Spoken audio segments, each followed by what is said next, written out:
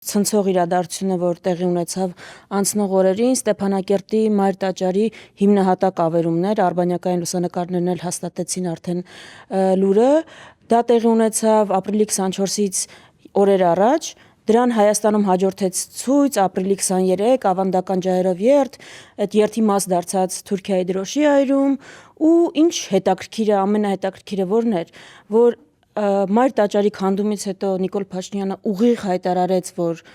չեն բարձրաձայնելու դա, չեն դատապարտելու, դա կոնֆլիկտային տրամաբանություն է։ Հմեկի եթերում Արսեն Թորոսյանը հասավ այնտեղ, որ ասեց Ադրբեջանի ինքնիշխան տարածքն է։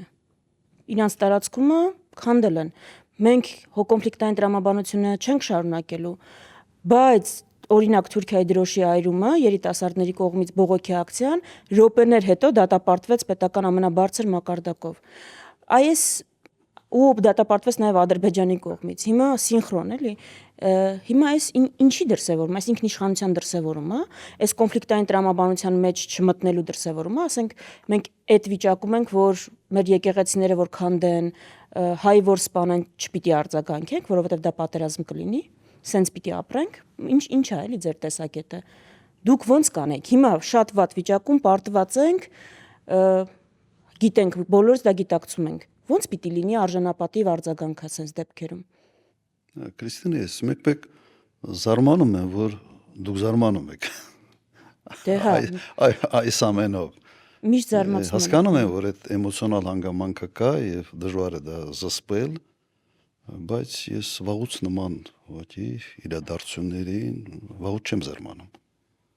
Սպասելի։ Ինձ համար շատ սպասելիք կեցվածք էր այս իշխանությունների կողմից։ Եվ Ադրբեջանի գործողությունը եւ իշխանության լռությունը, այսինքն։ Այո։ Ադրբեջանի գործողությունները կապված են նաեւ այն հանգամանքի հետ, որ իրենք հաստատ գիտեն, որ այս իշխանությունները չեն արձագանքելու։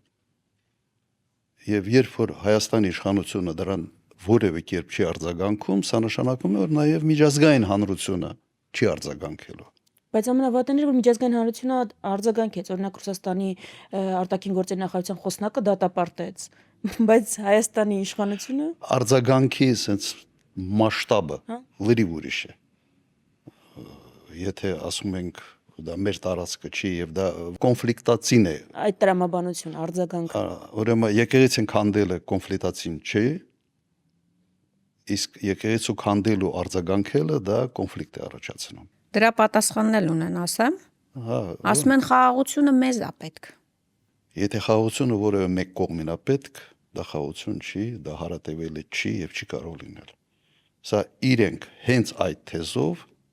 հենց արմատից քանդում են հենց իրենց թեզերը։ Խաղաղության հետ կապված ինչ է նշանակում խաղաղությունը մեզ է պետք։ Չի լինում։ Միակողմանի, այսպես ասենք, խաղաղություն չի լինում։ Այսինքն մենք պետք է ամեն ինչ անենք հնարավորը եւ անհնարինը խաղաղության հասնելու համար,